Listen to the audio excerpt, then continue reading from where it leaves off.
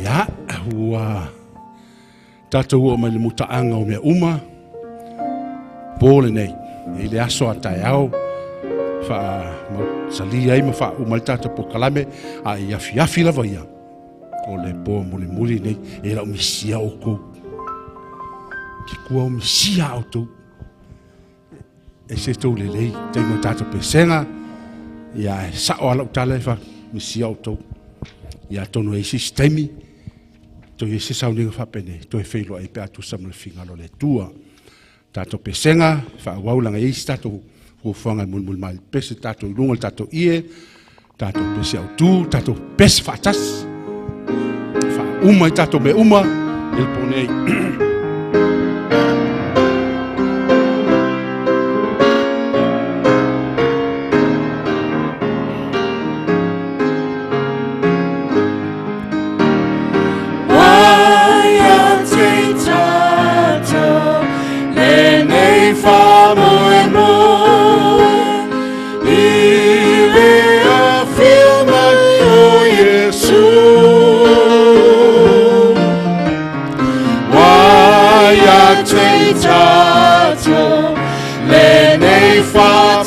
tua e ana fola nga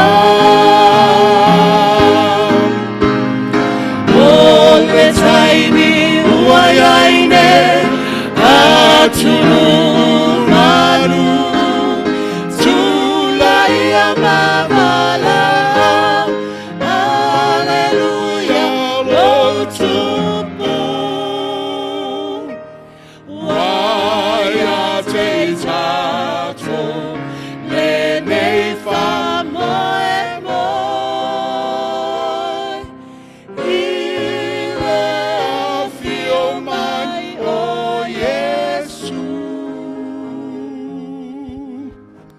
Lei tato pese ana po pese fo ya nei e tangata ina request mai mana ia to usu tato pese fa na po le ala o to usu oh, say yes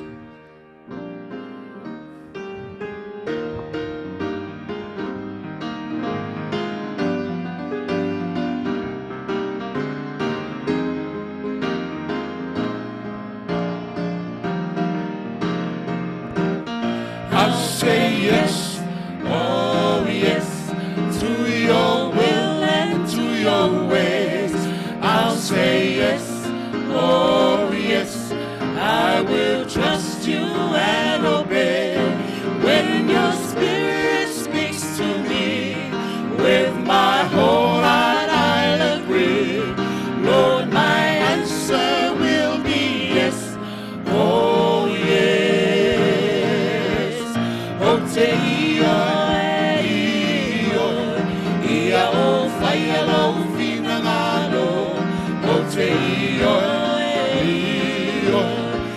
te usita ia te oio feta lai mai a te au lo uloto uatuat o la utali leali io.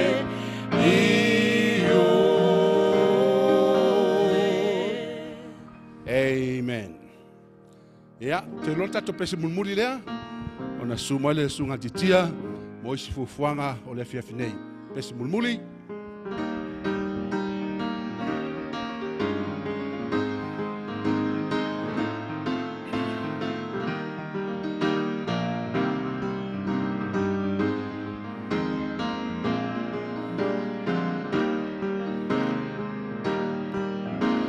O yo valaua tua i se tonu ia te oe e malosi, e malosi. E oli oli a te oe male fia fia, fia fia. Olo na lava lofa, ele fetalai ai oia. O yonga lo atua i se tonu ia te oe e malosi, e malosi, e malosi. O yonga lo atua i se tonu ia te oe e malosi, e malosi. E oli oli a te oe male fia fia, fia fia. Olo na lava lofa, ele fetalai ai oia. O yonga lo atua i se tonu ia te oe e malosi, e malosi, e malosi. Lei tuna tu atitia ia ona fa uma i lero tatou peseaga mulmul mai ao le isaule au auna le tua.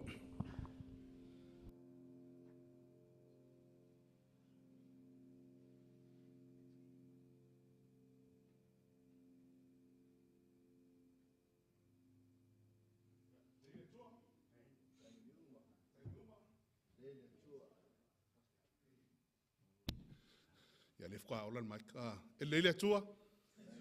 Taimi uma. E pe ia me ala tasi. Ia ia le rofa malanga leo le tua ni tu la fiafi. Te tonu ia pe an fa tu tele po wa se taitalinga fo ila auto fa fonga malo to si la fo ila tu la so atu. Ia te tonu al po muli ne lo to si la mai tau. Ia on fa mai fo ila nei maftanga ia mai tau.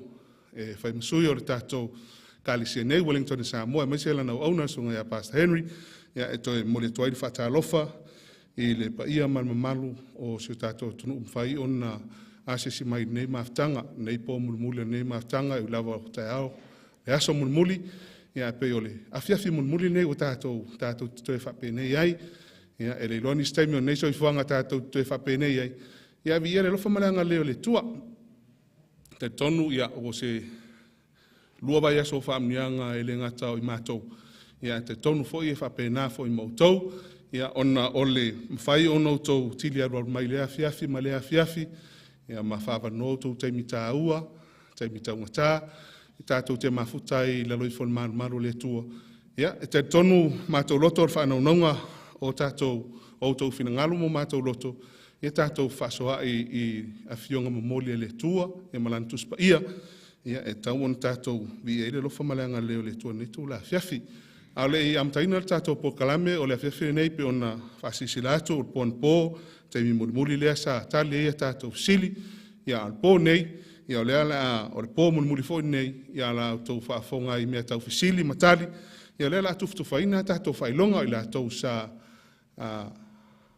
mai lava i le tūlanga mua, ia se ia ia le tūlanga mulmuri, ia te tonu la ule ta ua atu pe fia o tautongi, a whai asi maurulunga o tautongi, ia sa whainga tā lava whinaunga, ia a pei lava upo le tunu e le mua o mani waa, ia i lava waa e mua, ia e fo le waa elona lua lon tonu non wha, ia wha solo ai pe fia wa atu unga, ia e wha pena ia le tātou tāringa siri, nei fo i vai aso mulmuli o le tātou maftanga. Nei ngalo ia tau whatalo whatua ia i la tau o mai moama ta po e mai lungo o penga te whailangi, ia e wha moe, ia o lo tau mulimutai nei po kalame, whea lava le tunu o lo mwhai ona e maua mai nei whaasare launga le Kalesia Sfitu, Wellington e Samoa, ia whaatalo whatu i roto pa ia malo tau maru, ala tatou, anga i roa ia tatou whailonga nei tula whiaf te tonu, ia le la mofoi le avanoa, tula e maile sunga whawhengainga, ia e luru lima matu ina atua tātou whailonga ia i la tau ua mau whailonga ne fwoi tūla whiafi. O le sunga ia longo a pineru, ia leo tūla i matulanga mo mua, ia mo tātou tāringa siri nua esmu muri nei. Ia sumai longo a pineru.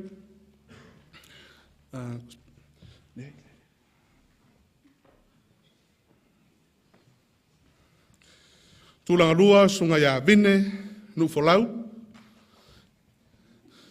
Tūlanga tolu, ia o iaile tina ia tairo loto tusa.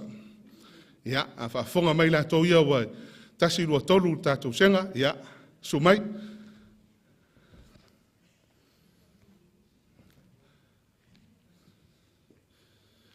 Ia whapeo lesa e maua momoa ia tuspa ia postusi fo tusi utoi tui nātu ia te oe, ia lunu winga ia ilwhi au tā ua ro momoli atuai, nunga le tauna ngata ia oe, ia e whaasoa atu sisi uso atua oi pe a whapea ua whaalua ona e maua pe whaatolu fo ena e maua tusi tas.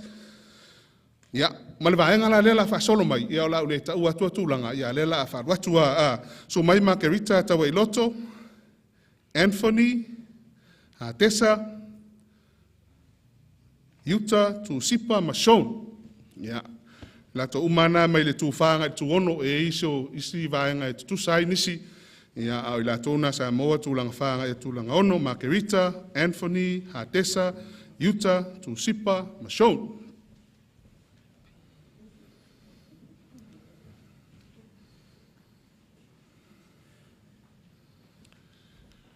Ya, ma tatou vasenga mulmuli o vaenga o moa tatou whailonga, o Lucia Sua,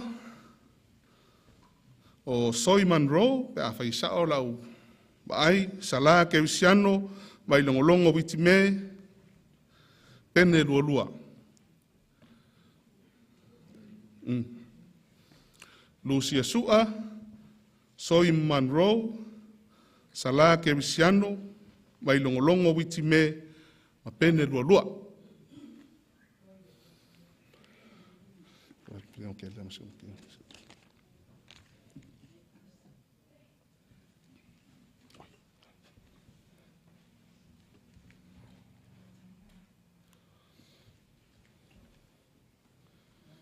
Ia, mo i lātou e leo whatasi mai netu la whiawhi atone whatasi mai stemi.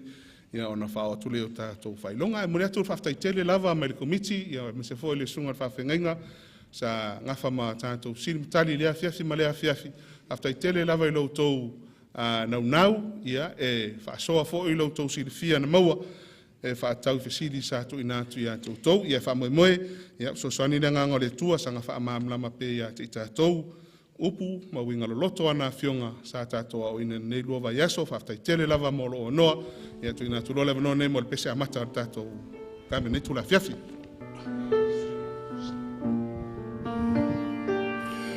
Pese whapirtania, whamei upu e te waile lofa maleanga leo le tua, mai le mawhai ei ona tu ua le vi inga e vi ia i pēr le tua.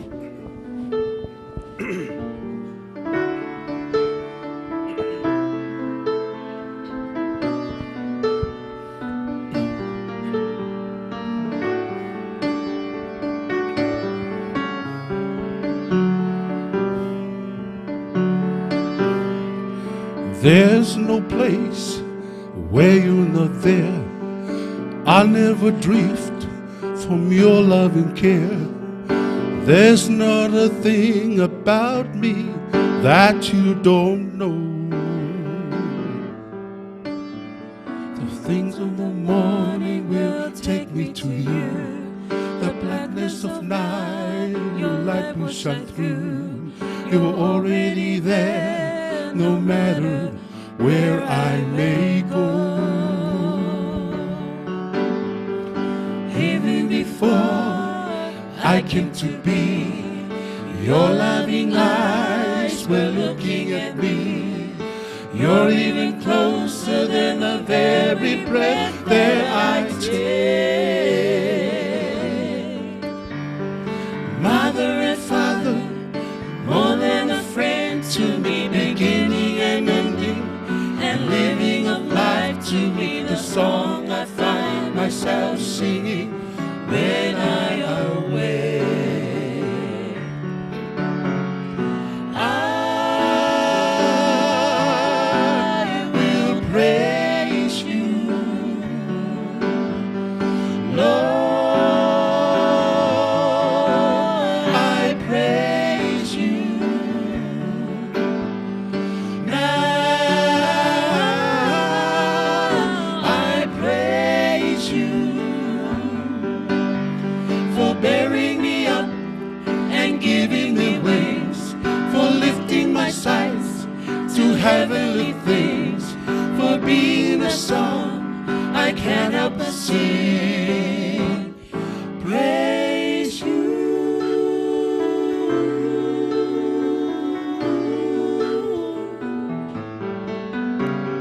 Look at me, Lord, I'm open to you.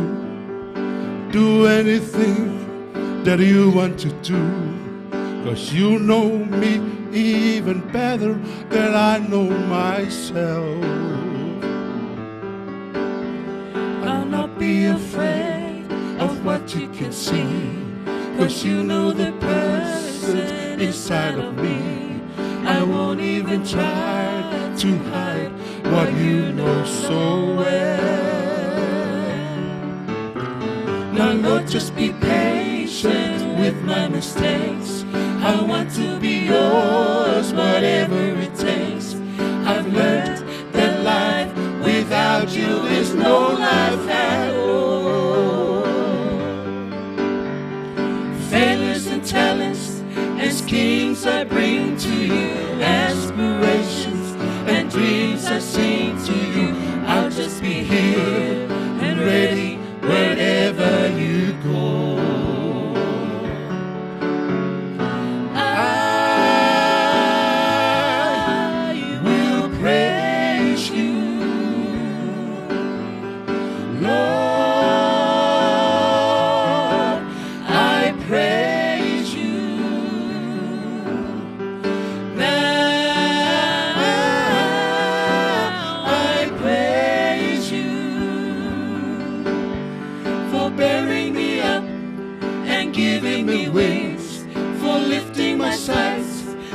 Heavenly things, for being a song I can't help but sing, praise you.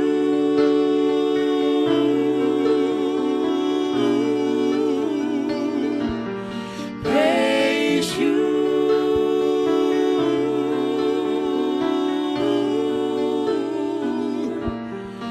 Praise you.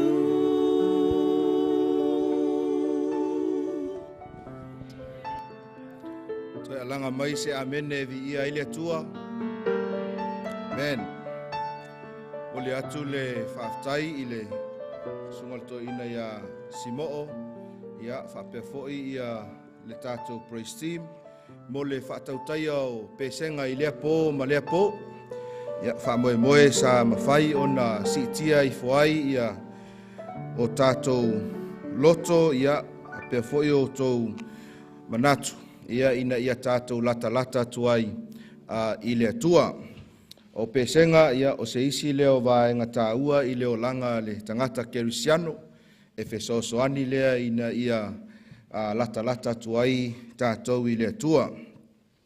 E toe ofo alofa atu ma whaatalofa atu mo le taimi muli i le tātou maafutanga i pō taitasi. Awa e pei o na maua. Ia ma whaailoa atu fo'i e sui o le tātou komiti o loo whaatulangaina ma whaatautaia le nei polokalame. Ia o le pō muli le nei i tapua inga. Ia ma tātou suenga i afiafi. Ia ai o le tātou polokalame lava ia o Feau e Tolu. Whaalelangi ia e whaaiuina lea i le aso a Faiaoga o le mea lea. Ia e leo le mutaanga le nei o le tātou polokalame e whaauma Faiaoga. Ia ua nei e Misiona e tā whaaiai Feau, ia atoa ai ma tātou whaasoa, ia mai le tusi o whaalinga, ia ai mai se lava i le mata upu e se fulu ma le wha, whai upu e ono se ia o i le whai upu e se fulu ma le lua. Ai i le afiafinei ia e talia ma le anganga whaaftai, lo tau su mai ma tala au mai tātou te mafuta, ia i le nei tu la afiafi mo le tātou polo kalame, ia maisel tātou Feau. Ia manatua e lei whengai i tātou mal tātou whaasoa, ia o le a punonou mai tau wau, o le a usaunia le tātou tatalo. E vi ia lava o ele atua i le nei tu la fiafi, mātou tau nuu mai i le whaiunga o le nei vai aso i le mātou sa valinga, sa mātou iai to tono o whale whainga luenga, o mātou whanau sa iai to tono o whale aonga. Ia nisi fo'i o le nei au fia sa no nofo i maota malawa.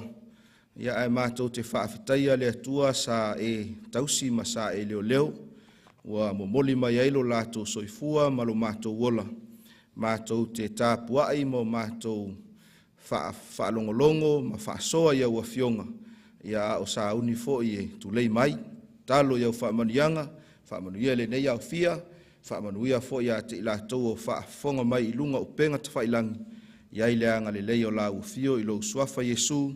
Amene.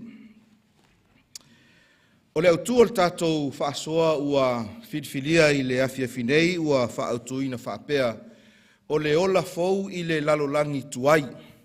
O le ola Feau i le lalolangi tuai. Pe a whai e te whesili mai po whea tonu o loo a ngai ai le nei whaasoa ia e tātou te malamalama mo tātou wiloa o loo e soifua ma o wola i se lalolangi ua leva, ua umi, ona iai i tātou i le lalolangi nei, tele whaingatā, tele whitā, tele whaalavelave ma me tutupu i le lalolangi le nei, ia ai e whapena i foi ma le tangata, e ono a awhia i foi i tātou i a awhianga o le nei lalolangi. Au te whia tau atu ia te oe i le awhia finei, e mawhai ona o tātou soifua maola i se isi fo i la asanga o le olanga a o tātou iai pea i le lalolangi nei e whaatali ai le aso e toia fio mai ailo tātou alii o Yesu Keriso. Sa tā ua le taimi ua sola, ua tātou o mai taimi whaai ua le tātou maftanga. Taimi whaai ua o whiaua a ngelu e to Tolu, ia po o whiau e Tolu whaale langi, o loo wha au tu al tātou polo kalame i le nei lua vai aso sa tātou sāvalia. Ai le tusi o whaalinga ma tā upesfu ma le wha o lona whai upo e ono. Lea sa tātou sue ai i le tele o aso ma taimi ua tua nai. Tātou te maua ai nisi o vaenga tā ua. Pe a whai o loo manino lau sila i lunga le tātou ie. O mau nei sa tele o na tātou wha o ngā, ma o tātou whaitau ai le tele o pō, ai whai mai whamtalanga o le whiau lea a le angelu muamua. Na au iloa fo i le tasi angelu ua lele i le tau lotoa inga o le langi, ua ia te ia le tala le lei e whaavavau, e fola atu i e nonofo i le lalolangi, i atu nuu uma, mai tu a inga, manga ngana ese manuu. O le vaenga e fia whātāua ina pe a whai e te sila ma e tangtanga i atu i lunga o le tātou ie. O loo iai ia le upu lea o le fola. Sa whai loa fo ima whaasoa atu i nai taimi ua mawai atu. Le tā ua o le momoli ina o le whiau po o le tala le leia le atua i so o se vaenga o le lalolangi. Ai sa wha mamafa lava e Yesu lava ia le vaenga tā ua le nei o le folfola atu, pe whaai atu, e whaapea na upu i le tusi o mātai o mata upu e luas fumare wha, au lona whai upu e fumare wha, e tāla ina atu fo i le nei tala le lei o le mālo, i le atu laulau uma, e whai ma moli mau i nu uma, o na o mai ai lea o le ngataanga. O lona winga, e tā ua le whaai atu, ma tā lai atu le tala le lei a Yesu Keriso. I upu muli a Yesu a wao lewa tātou iai upu muli o le tātou maftanga. I upu muli a Yesu sa ia whapea mai iai. I le mātai o e luas fuma le walu whai upu e fuma le iwa. Se ia o i le whai upu e luas fulu. Ia o tō atu e whai nuu umalava masoo. Ma papatiso atu ia te ila atou i le suafa o le tamaa, ma le atalii, ma le anganga paia. Ia o toa o atu ia te ila atou, ia tausi i mea uma, ua o whai atu ai ia te o tou, whaauta foi, o te ia te o tou i aso umalava, e o lava i le ngataanga o le lalolangi. Pe a whai tātou te maitauina, e iai ia le whaatinonga, e iai le vaenga tāua e o whaatasi ma le folafolaina o a Faiaoga le atua. E ai le vaenga e o whaatasi ma le whai masoo, o whaatasi ma le ao atu, o whaatasi ma le tauwida po le tala ina o le tala le lei e whaavavau, le tala le lei o le alofa tūnoa, le tala le lei o le whaolatanga. Mai o lo whailoa e Iesu i upu ia, whai mai ia o tau whai masoo ma papa tiso atu, tau te sila fia, o le isi lea mata upu tāua ia awa onga le whaola, o le mata upu o le papa tisonga, o le mata upu o le papa tisonga, e fōlinga mai ai o se awala ua au mai e Iesu Keriso, ina ia whaia ai se amatanga fou, ma whaia ai se isi suinga o le olanga, ai mai se lava pe a whaia te filifili, ma o filifili mo ia.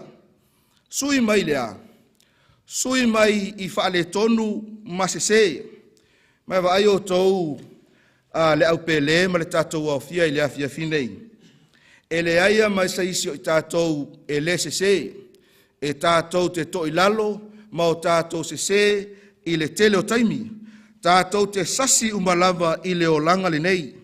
Pei tai, e tu sa ai ma wha matalanga le tu spa ia ma o onga lo tātou whaola, o lo manino ai, e iai le awa noa e ma whai ai o na toi amata, e iai le awa noa e ma whai ai o na toi whanau fōwina, e iai le awa noa e ma whai ai o na suia, i se isi la sanga, ma suia i se amatanga fōu. Awala lea o lo whailo mai e le tu spa ia, o le awala lea na whaatinoina e Iesu, ina ia whai ma whaataitainga, ina ia whai ma whaawao, mo i la tau uma o e filifili, ina ia muli muli atu ia te ia. E le ngata sa whaatinoina i Iesu, sa ia au maia le whaataitainga, ai sa ma whai foi o na awa o atu e le au apostolo, ai maise lava i taimi o le uluai e kalesia, ma taimi o le tuspaia. Lea foi la tātou te whaatinoina, i poloka lame whapenei, ina ia whaailoa atu le finangalo o le atua e le ngata i fe au o le tala le lei, fe au o le whaolatanga, ai whaapea ai foi ma whaatinonga ua au mai e lo tātou ali i whaola. Mo lo sila fia o le papati songa le tuspaia, le mata upu tāua o lo tātou tala noa mo tātou whaasoa ai i le afia finei. Ai o le fesili e mawhai ona e fesili ai lava oe, fesili ai fo iau, pe whaamata ea e tāua le nei mata upu. O le aso na o ngā, i le soifuanga ma le olanga o le tangata kerisiano. Whaamata ea o loo whaia pea, e le tele o talitonunga wha kerisiano, ma tangata kerisiano ia le nei awala, ina ia toe whai ai se amatanga fou, ma toe fuata ina ai leo langa tuai. Ai o le fesili foi e tātou te fesili ai. E whaapei i ona o tātou whaatinoina, ia le nei awa onga, ma le nei vaenga i to tonu o le tuspa ia. Pe a whai tātou te sueina le tala ia Iesu Keriso. O Iesu na papa tisoina i le vai o Yoritana, ina ua tolu se fulu o na tausanga. Pe a whai tātou te malama a itala o le tuspaia. O Iesu sa papa tisoina i le taimi ua matua ai lona soifua. Whai mai le whaamtalanga sa ia o atu i lona tausonga o Ioane. E nate papa tisoina o ia i le vai tafe o Yoritana. Mai a papa tisoina Iesu sa mori mawina e tangata. Le leo mai le langi o lo whaape mai, whaauta o lo watali i pele le nā, o te fia tele iai. O le ale tāua o le papa tisonga i le tuspaia. Ma reko esfurma leono, alona whai upo esfurma leono, whai mai whaamtalanga le tuspaia, o le whaatuatua ma papa tisoina, e whaa o laina ia. O le whaatuatua ma papa tisoina, e whaa o laina ia. O upo Iesu i le tusi o mareko, e whaai lo manino mai ai a te oe maau le au pele i le afia finei. So o se tangata kerisiano lava, e tatau o na papa tisoina. Tangata ua whaatuatua matali tonu ia Iesu Keriso, pe a whai e tāua ia te i tātou, lo tātou whaola, ma lo tātou tali tonu a toa ia te ia. Ai e tāua foi, ia le whaalia o lo whaatuatua, whaatinoina o lau whiriwhiringa, I luma o le atua, ma luma o tangata. E pei lava o na whaia e Yesu, e ala lea I le papati songa. Whai mai Yesu, o le papati songa, e pei o na tāua I le tuspaia, e sili atu ma le wha se lau o na tau I le tuspaia. O le amatanga lea, o le lua maaftanga maia, e o atu I le langi. Ioane Tolu a olona whai Ueligitone, e moni, o te whai atu ia te oe, a whai e le whanau se tasi, I le vai ma le anganga, e le mawhai o na sao o ia I le malo o le atua. Au lea fo isa ia tā ua, I le mausa tātou vava ai ai le taimi o sola, ma tai o luas fuma le valo na whai upas fuma le iwa, ia o tau atu e whai nu umalava masoo, ma papatiso atu ia te ila tau I le suafo le tamā, o le atalii, ma le anganga pa ia. Mo losi la fia, o upu muli a se tangata, o upu e pito sili ia o na tāua. Ai mai se lava pe a whai o se tangata o loo sa uni malanga. Pe a whai foi ua o mai to e taimi o le olanga. E motu sia I le maftanga, o upu muli, o upu tāua ia. Mai o inei foi tātou te mauai upu muli a Yesu. Upu muli na tu ina atu, e le ngata I tangata whaalongolongo, o ona soo, ma I lātou uma o e talitonu ia te ia. Ina ia whapena ona o lātou whaia. Whatonuina Yesu ta itai o le uluai e kālesia. E whaasala lau atu, le tala le lei o le whaolatanga, I le lalolangi atoa, ma ia whapena ona whaatino ina ai, ma le vaenga leo le papatisonga. Ma iai le talitonunga, so se e kālesia lava lātou te leo au ina, le nei mataha uputa o le tuspaia, e leo muli I whaatonunga ma upua Yesu. E mai tau maila ua oe le awhiawhinei. Le tā ua o le papati songa, o oe I le suafa o le tamā, o le atalii, ma le anganga paia. Aisea, awa o loo iai le mana, I peresona nei e tolu o le tua. Ma e tofu foi I lātou, ma le awala e fesosoania ia te oe maau, I yaso uma o lo soifua ma lo wola. Le atua le tamā, aisea, le anga e manatu mai, e alofa mai. Le atua le alo, o ia na ia maliu whaalava au, o ia na ia whaaola ia te oe maau, mai le anga sala. Le atua le anga paia, o le atua le na te whaamalo sia oe, I le aso, ma le aso, I le lua sāvalinga, ma lo atua. E feso mata upu e wha, alona whai upu e lima. Whai mai whaamtalanga al tuspaia, e tasi le alii, e tasi le whaatuotuanga, e tasi le papatisonga. O le alo na uinga loloto, o le alo na tāua. Tote sila fia, le au fia I le neitu la fiafi.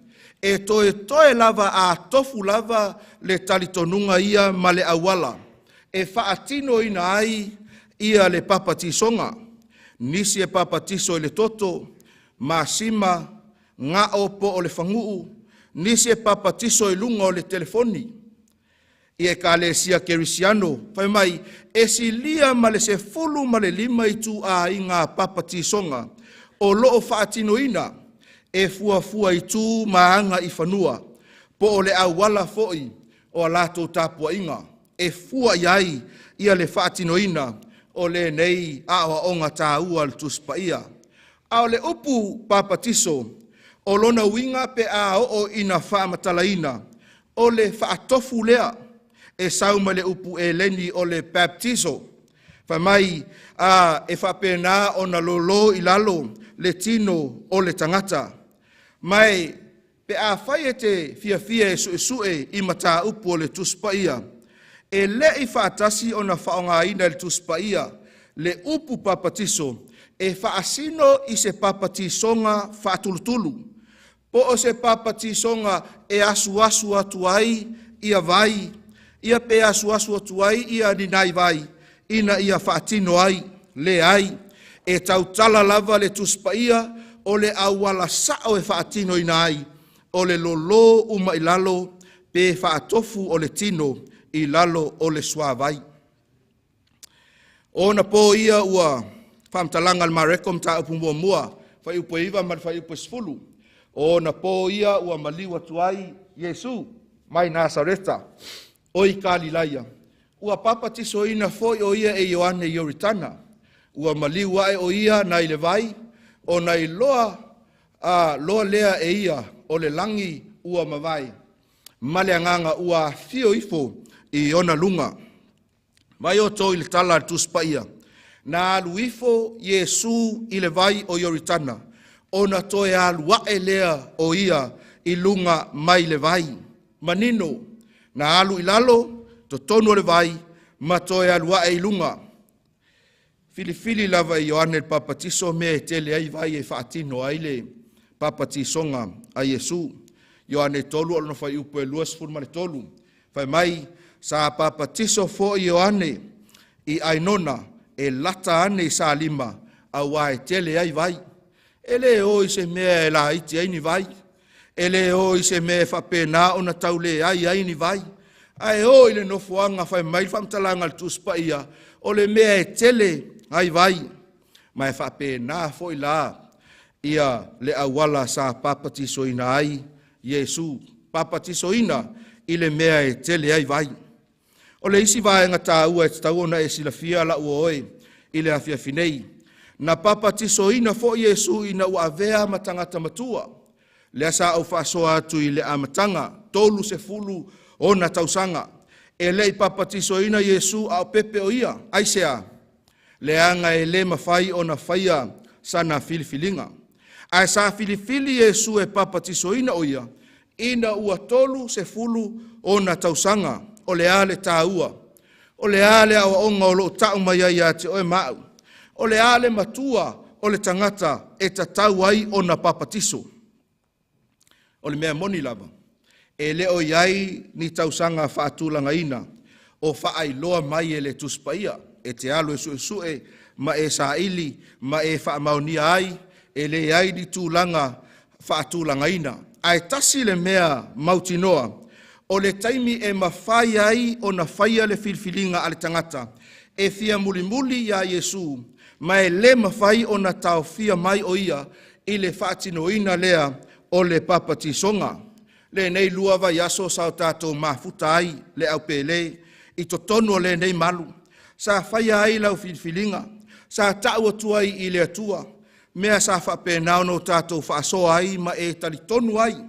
O le a e mulimuli ma e savali I ala o le atua. Ma e moni ai le whaamtalanga I le neitu la fiafi.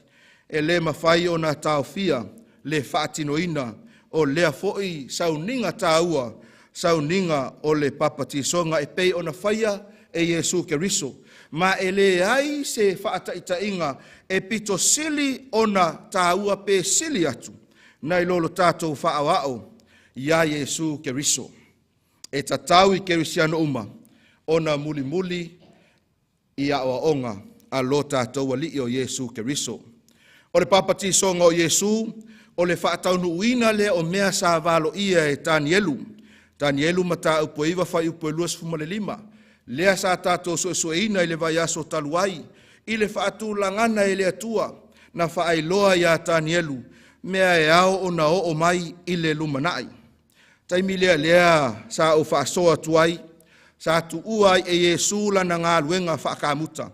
Ai a mata ai lana ngā luenga o ia o le Mesia. Ina ua fio Yesu I le langi. Sa wha wau pea o na awa o mawhaatino e au apostolo. Ma le au whaatuatua. Le nei la asanga taua o le whaalatanga. Mai o tō I le ngā luenga Filipo. Ngā luenga Filipo I le tusio ngā luenga mta upe valu whai upe tolu sifuru ma le valu. Ma le whai upe tolu sifuru ma le iwa. Tangata ia sa mulimuli ya Yesu. Tali tonu ya Yesu. Ma o lato wa atu awa onga a Yesu. Whai mai. O na o ifo lea o ila ua uma I le vai. O Filipo ma le eunuka. Wana papatiso fo ia teia. Ua wae ila ua mai le vai. O na se ngia lea o Filipo e le anganga o le ali. Manino le lei le whamatalanga le tuspaia. mai le mau sa tātou whaitawina. E le isuia le au apostolo, le awala e whaatino ina ai, le papatisoina o tangata. Ai sa muli tai, sa whapena o na usi ustai, ma whaia e ila tou, ina ua fo'i atu Iesu i le langi. Hamtalanga le mau, o whaatasi Filipo ma le eunuka i whea, na o i lalo o le vai, le mea o lo whaia i le papatisonga o le eunuka. O na alea, o na toe o wae lea i lunga mai le vai. E le i whaatinoina i au tafa o le vai, po lunga o le kariota, e whaonga aise paelo vai, e tuli se isi lalo le vai, e asu mai ina ia whapenao na whaatino ai le papatisonga o le eunuka. Aia, pai mai le whamtalanga le tuspaia, na o ifo i le vai, toe o wae mai le vai. E iei le mafuanga alai, o na whaonga ai le vai. Ngā luenga i luas fuma le lua, alo na whai upe suma le ono. O le nei foi, se ale mea e te whaatuai ai, tu la ia ma ia papatisoina oe, ma ia fufulu e se ina wangasala i lou wala au i le suafa o le ali. O le papatisonga e whaonga ai le vai, aisea, o le whaailonga lea, o le fufulu e se ina o le palapala. Tātou te whaonga ina le vai, tātou te whaamalu ai tu lou, ina ia fufulu e se atu ai ia palapala o le aso ma le aso. E iai le toia ina i le motu o fianga, te le ta ua tua le nuu. A o lana mau ia te au ina ua mao i se tasi o aso. Ina ua whaafua se ia ona iai le taimilea i se asia singa sa mawhaia. O lea lau te sahauni atu. A o lea e ngalo le toi ina. Na o e tono le taavale, la mao i le fale o le ainga. Ai a apa lo toi ina i au tafo le fai toa lan taavale. Se i mai langa whangu spray fai mai o ka koe ka ele ari kamalea. E le o se ta ele le ingo le mele na. E mana o mia ia le vai. Ona o le whaatusa foi lea o le awala o lo o whaatino ina ai le papatisonga. Ina ia mama ai o tātou tangata. O le vai, o le whailonga lea o le whaamamaina. Ma le amatanga fou, o le ola fou. Ina ia whapenao na lua sava vali ai ma loa lii i aso uma o le savalinga. E iei mea o lo tātou o langa tuai. Mea sa tātou whaia. O mea sa ave iei la tātou whaamuamua. Mea tātou te le fia manatua. O le awala le atua la uoe. E toe a mata ai ia le savalinga i se amatanga fou. Pe a e talia ina Iesu Keriso e avea maua lii mau faola o le papatisonga. Ta ua le whamtalanga o lo ilunga le tātou i e whai mai. If you would like to have your sins, hurts and discouragement washed away and have a fresh start in life, then why not consider being baptized? Awala le tua, awala tuspaia, fatinoina Iesu, awawina ele au apostolo. Taluai ona o le papatisonga, o le whaelonga lea o le whaamamaina o tātou wangsala, e le mawhai la o na tātou mama, pe a whaatulutulu atu le whaife au, le vai i lunga ia te oe. I oe, tātou te le mama ai. E mana o mia le lolo atoa lo tino le vai, o le whaelonga lea, o le whaamamaina o a tātou wangasala. Whaamtalanga le Roma mata upe ono, fai upe Tolu sa ia o fai upe ono, o le nei ua tatanu whaatasi i tātou maia i le papatisonga i lona maliu. Ina ia tātou sāva vali i le ola toe fuataina, pei ona toe whaatuina mai o Keriso mai e uoti i le mana o le tamā.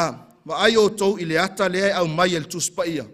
E pei lava o le maliu o Iesu Keriso, na maliu o ia, na tanu mia o ia, na toe tu manu malo mai o ia. O le papatisonga, o le ata lea o le tangata Kerisiano uoti. O le ata lea o le tangata Kerisiano uoti i lona o langa tuai o le angasala. Ua whapena o na tanu mia i le tunga mau suavai. Tunga mau suavai. Tanu mia ai i tātou. ma toe whaatuwina mai I tātou I le ola fou. I le ola e whawhangaina ma whaamalosia e le nganga paia I aso lava o le sāwalinga. Tō tira fia, o le whatu le nā ma le tāua, o le winga lo loto le nā o le awaonga o le baptisonga. Whai mai le vaenga tāua lea, just as Jesus died, e pei ona maliu o Yesu Keriso, was buried and then resurrected. Sa tanumia matuu I le tunga mau, ona toe tu manu malo mai lea o ia. Lesi lea vaenga tāua, e tatau ona e silafia ma o wiloa. O le whailonga le tatau ai ona oti I le o langa tuai. Mai tau mai la ua oe. E mua ona e filifili I lo loto. E pei ona e filifili ai I le nei lua vai aso. A uma ona e filifili I lo loto. Ona e tautino lea o oe maau o tangata angasala. Pea whai tātou te mai tauina, tātou whaasoa I pō ua mawai. O le tauina o a tātou angasala. O le mea e tātou te whaia atu ia Yesu Keriso. Mai e tatau ono tātou tautino o tātou o tangata angasala. Ma ua tonu ai o le a whasiotia le o langa tuai. O le a whasiotia le o langa tuai I to tonu o le vai papatiso, le tuunga mau sua vai. E le aise uinga e te papatiso ai. Pe a whai e te tā ofi ma mau I lo o langa tuai. E le aise uinga e te papatiso ai. Pe a whai wa umaona e filifili I le atua, ua e talia ina Yesu Keriso. Ai toso a o e le fili ma le ti Apollo, I lo o langa tuai. E le aise uinga. E te sau I fafo malevai pe a umaona papatisoina oe, o le tangata ngasala, ua nā o le susu o lo tino, ai le ai se whanau fōwina. Whai mai Paulo, kalatia e lua whai upo e lua se fulu, ua wha sa tauroina wha atasi ma ua makeriso, ua oti I le o langa tuai. Mai ala utala le masani o na o whaia. A whai e te le oti lo o langa tuai, lono winga o lea la atanu ola o I tono le vailea. Awa e te toe tu lai mai foi ma e alu ese mai ma le tunga mau sua vai o le mea e tasi. To a tele tangata tu lou foi lou ngutu ma le afi. To a tele tangata e tanu ola I le vailea. O le ale winga o lea whaamtalanga. O le mafua anga le na e alai o na whaatolu, whaasefulu. O na papatiso le tangata. Aisea, le anga e le ioti. E le ioti le o langa tuai. Ai pe a whai e manino le lei a te oe. A wa onga lo tātou a li whaola o Yesu Keriso. E tatau ia te I tātou ono tātou filifili. Ina ia tātou muli a te ia. Whasiotia le o langa tuai. Whaatinoina e ala lea I le wio le vai papatiso. Ma toe tū mai I le ola fou. Lona lua o vaenga tā ua e whaatatau I le papatisonga. Ai le I whaatofuina o I lalo I le tuunga mausua vai. E lai titi lava se taimi o le amo I ini ai o fufonga. Ma tā ofi ai lau manawa. O le whaelonga leo le oti. Mo I ini ai o fufonga ma tā ofi ai lau manawa. A o tuuina o I lalo o le tuunga mausua vai po le vai papatiso. Ua lilo fia ai lo tangata I le sua vai. Whai mai whamtalanga le tuspa ia I kolose e lua whai upe suma le lua. Na tānu mia whaatasi ma ia I le papatisonga. Tānu mia whaatasi ma le papatisonga. E se tasi o tamaititi. Lai titi lava pea ma le sfulu tasi tausanga. Ua ia whaalongo ma ia wa ai. I le awala o loo whai ai papatisonga. Whaatulutulu. Ai taimi lava e tasi na ia whaalongo ai. I le papatisonga e tanu atoa, e whaatusa I le baliu o Yesu, o na whiinau lea malona tama. Whai atu tamaititi, papatisonga le tau mele tuspaia, e tanu uma tātou, e tanu mia, I lalo le vai, e whai mai le tama, le toe ina, se le ai. O le mea le, whai mai lea o mai tātou, e whaatulutulu ana I vai foi lea I lunga oe, uma papatisoina oe. Olo se tasi o aso. Mau atu le tamaititi le manu. O le manu lea ua mate. Ona whai atu lola I o le toe ina le tamaititi. Alo e tanu le ia le manu la. Ona alu atu lola le tamaititi. Ua tuu I lunga o le maa. Ai whaatulutulu ai lunga pala. Lua aso ai whaalongo atu le toe ina. I o tau sui mai le manongi o tu o lato fali. I le mele le ai alu atu siaki. O la e ta atia mai le manu. Alu atu lo mai lona tali. Na o whai atu lea te oi. E te alu e tanu le manu.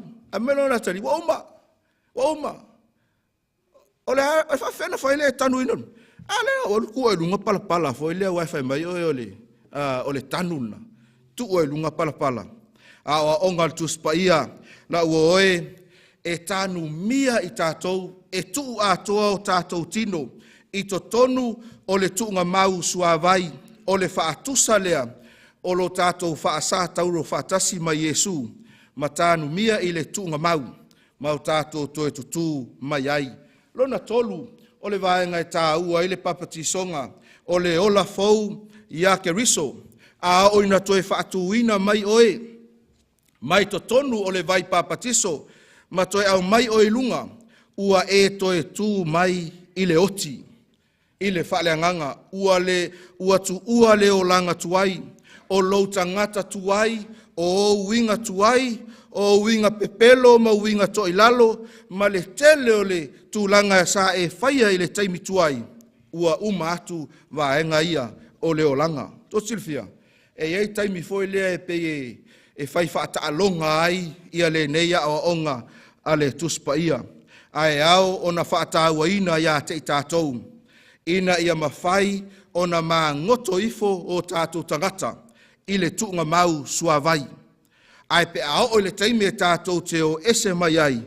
Ua iai ma ua whai se amatanga Feau. Whaatusa o le toe tū mai o Yesu. O I tātou te whai ai le tautinonga. Le ola Feau ia Yesu.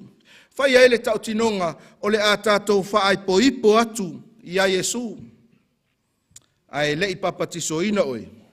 Sa e whaai poipo atu I lou o langa tuai. Ai o lea ua e whaai poipo atu ia Yesu I le ola Feau. Ua e tautino atu ai o le a e muli I ona tūlanga a au. Mai o tou, le au fia mal tātou maftanga I le nei tū la fiafi. A o ina whaia le tātou filfilinga, tātou te muli ia Yesu. E fina ngalo fo I le atua, ina I o tātou whaai loa, I luma o tangata, ma luma o le atua. Tā ua whamtalanga le tusi o Kalatia, ma tā upe tolu alona whai upe luas fumalefitu, whai mai, awa o tō umalava na papatisoina ia ke riso. Ua o tō o ofu ia Yesu ke riso. Papatisoina I tātou, ua papatisoina ia Yesu ke riso. O lona winga, ua tātou talia ina o ia o la tātou o ma la tātou whaola. Ua tātou o ofu ia ke riso. Ua tātou tau aveina lona ingoa. Pei lava o le whaapiponga. Umana whae poipo le tamaitai I le ali. Ia ua ia tau aveina foi ia le whae o le ali. Ia, taipeo Teresa. Le wal Teresa ma ave Ugapo, Teresa Ugapo, whai mawhili Henry, ingoa umana. E sui whapena ia leo langa o le tangata. Pe a o ina papatisoina. Ua I loa ai tātou, ele lalolangi o tātou o tangata kerisiano. E te le toi aluma e lafi. Vai la I loa mai au le lau sawi I le mea lea. Le ai, ua e fia, ma ua e tautino atu I le lalolangi. O au o le tangata, ua o filifili o te muli ia Yesu. O ai e tatau o na papatisoina. Mua, tangata fato atalia ina Yesu mo le taimi mua. A whai o le nei maaftanga, sa tātou mafuta ai, o le taimi mua lea ua e tali ai I le wala aua le tua, ma e whaapea ifo ia Yesu, o le a o muli ia te oe, ma o whaia mea uma ua e whaalia mai au a fiong paia, o oe tau ona papatiso. O au e tau ona papatisoina. Lua, e le ngata o le tangata ua filifili, mo le taimi mua matalia ina le whaaolatanga Iesu Keriso. Ai whai mai o le tangata ua ia talia ina awa o ngā Feau a Iesu. Awa o ngā e te le sila fia mua. Sa tai ai oe i le tele o tausanga. Ma sa whaapea lava oe o le mea sao ma le fina ngalo lea o le atua. O loo tala noa ai le tuspaia. A o lea ua manino ia te oe, o lea ua e malamalama. Whai mai le vaenga lona lua. O tātou e te tau o na papa tisoina.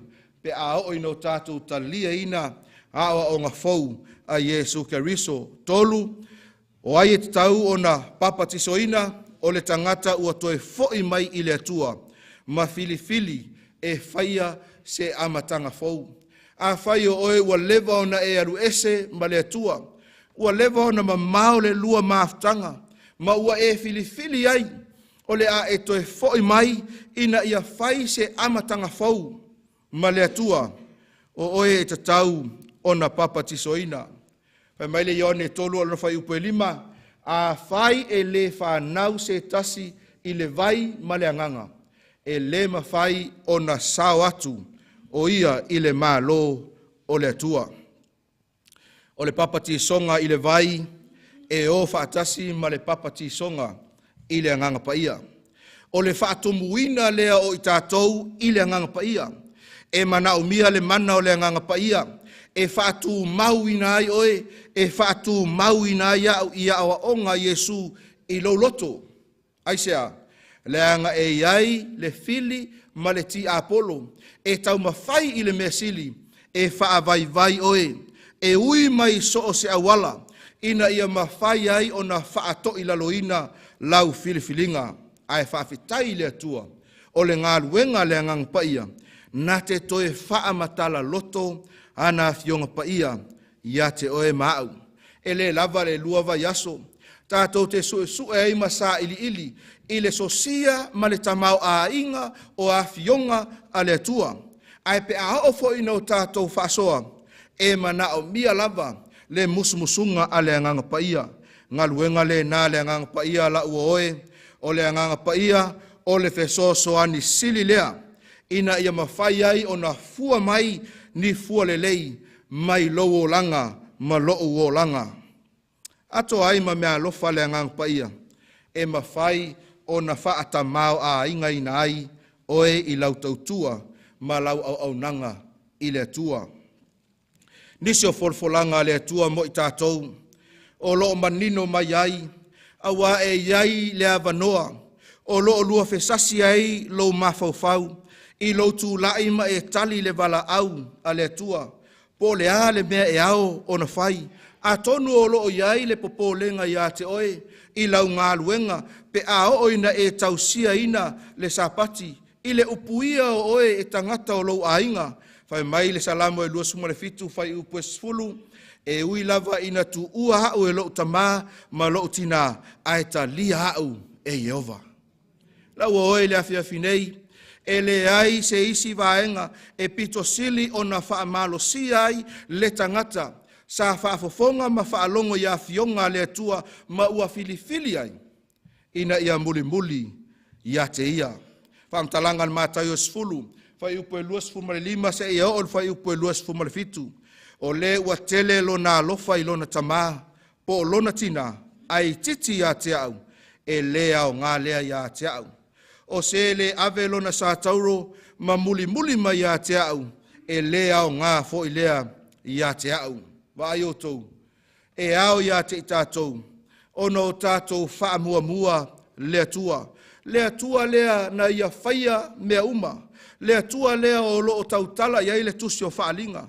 O loo alanga ai ia Faiaoga a ngelu e Tolu. Ina i o tātou wifo ma o tātou tāpuai ia te ia aisea. Lea ngā loo atua lea. E le ngata sa ia whaia oe. Ai sa ia toi whaatauina i tā ua. I lona toto tā ua. I saia e whāsu maltasi whai upes fulu. Aua e te whewhe. Aua o te ia te oe.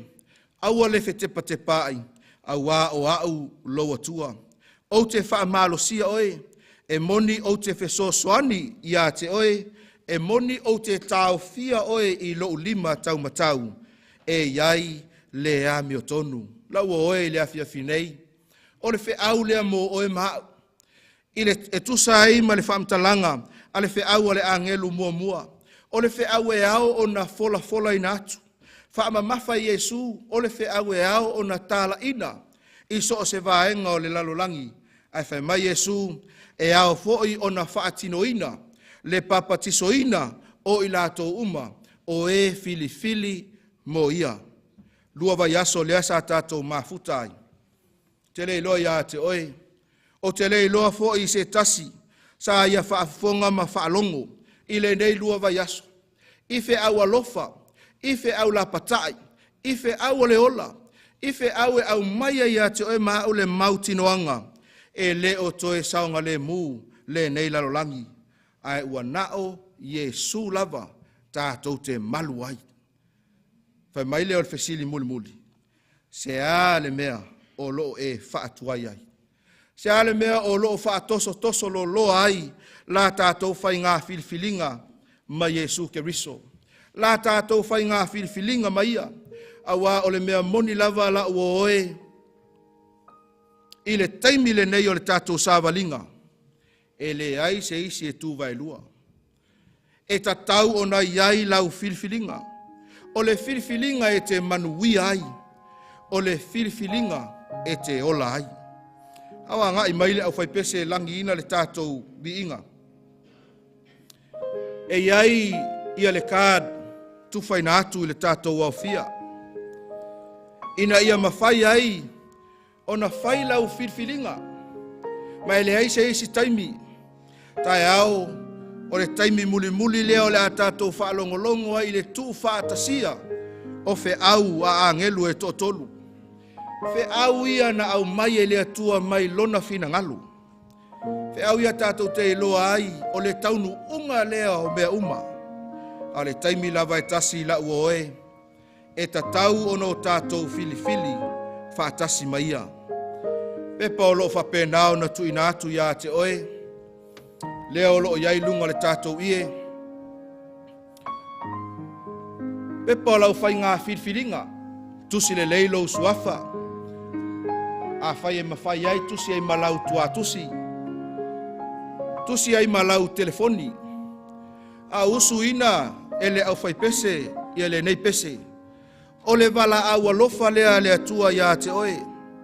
A o e iai I taimi whaapitoa, o le lalolangi ma le soifuanga le nei. Tolu whirwhiringa o loi lunga le tātou pepa. Whirwhiringa mua mua o au talitonu, I le papati songa le tuspaia, le au ala e whaatino ina ai. Papatiso whaatofu, ina ia whaamama ina ai I tātou I le tino atoa. Tu se whaasao I le usa leo lo iai au tafa. Whirwhiringa lo na lua, ua o filifili e papatiso ina au, mose amatanga Feau, mai o te whai loa atu ia te oela ua oe I le afia finei.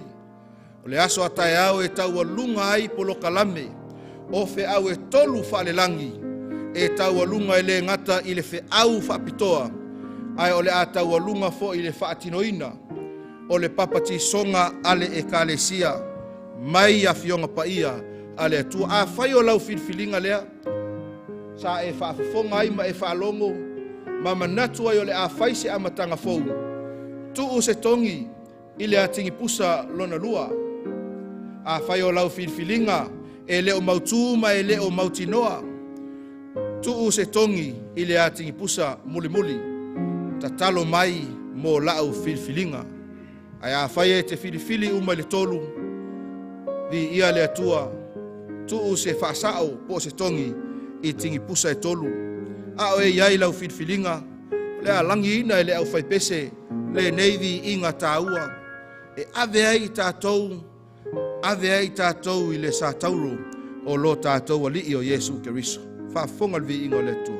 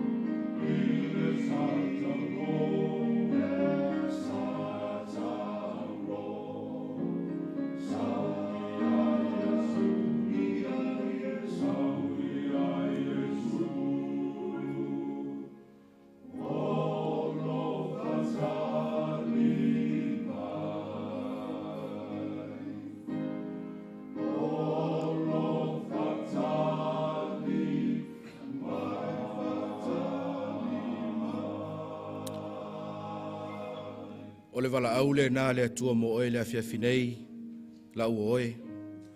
O le wala au le nā le atua e te sau ai i le sā tauro. E te sau ai a te ia. A wae na te manatu mai o ia foi tātou te malu ai. Whaaftai mo lau whiwhilinga i le afiafi nei.